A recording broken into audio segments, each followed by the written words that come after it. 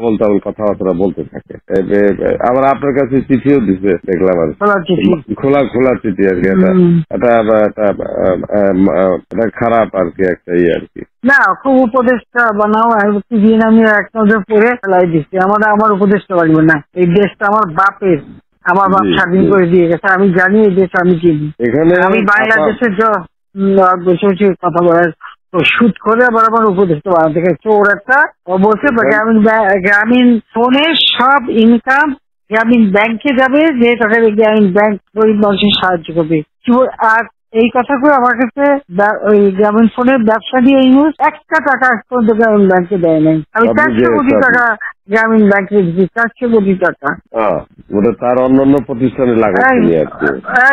না, তখন গ্রামীণ ব্যাংক ফাইলে বক্সে ঢুকাই দিচ্ছে।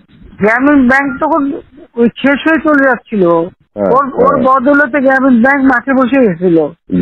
ও তো সব ব্যাংকের সব টাকা তো লুচি খেয়ে গেছে। তখন আমি প্রথমে 100 কোটি, তারপর 200 কোটি, তারপর আবার 100 কোটি, এটা 98 সালে দিচ্ছি, চালু রাখছি। তখন ওই গ্রামীণ ফোনের ব্যবসা ছিল। এই ব্যবসাটার থেকে যে লাভটা হবে সেই টাকাটা চলে যাবে গ্রামীণ ব্যাংকে, রেগুলার গ্রামীণ ব্যাংকে একটা সোশ্যাল ইনকাম থাকবে। এই বলে ব্যবসা নিয়ে তখন যখন ব্যবসা নেই, তোমার বলে রাখি, যদি কোনদিন প্রশ্ন ওঠে বলতে পারবা, 51% মালিক হলো বাংলাদেশ আর 49% হলো নরওয়ে কোম্পানি।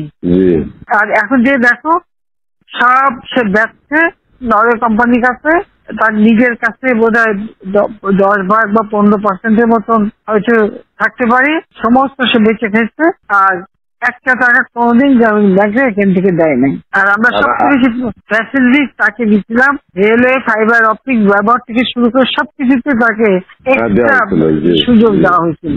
ওইভাবেই তো গ্রামীণ ফোনটা তো অন্যদের থেকে সে সবচেয়ে বেশি সুবিধা পাইছে। ওর একটা রক্ত চুষে খাইছে সব। আমি বলছি যে রক্ত শোষা, গরিবের রক্ত শোষা। যে 30% তার হিসাব করলে 30% সুদ হইতো। সে যা গ্রামীণ মানুষকে যে লোন দিত, তাতে তার যে কম্পাউন্ড ইন্টারেস্ট যদি আপনি ক্যালকুলেশন করেন, 40-47% হয়ে যেত। দেখে এমন হয়, তাহলে আর লোকের আর কি থাকবে, ও তো গরিব আরো বেশি করে হয়ে যাবে। হিলারি ক্লিন্টনে, তোমরা তো ইতিহাস জানো না, হিলারি ক্লিন্টনে নিয়ে গেছিল যশোরে, তার হাত দিয়ে গ্রামীণ ব্যাংকে ঋণ দেওয়ালো।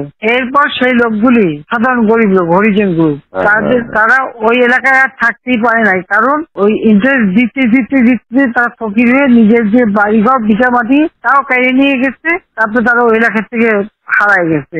দেন আমি খুঁজছি, একজনের পাশে খাগড়াছড়ি, সেখানে যে এসে কাজ করে খায়, আর একজন কোথায় নীলফামারী নদী আসবে কোথায়, যে এরা ওই পরিবার সদস্য ওই এলাকা থেকেই হারাই গেছে।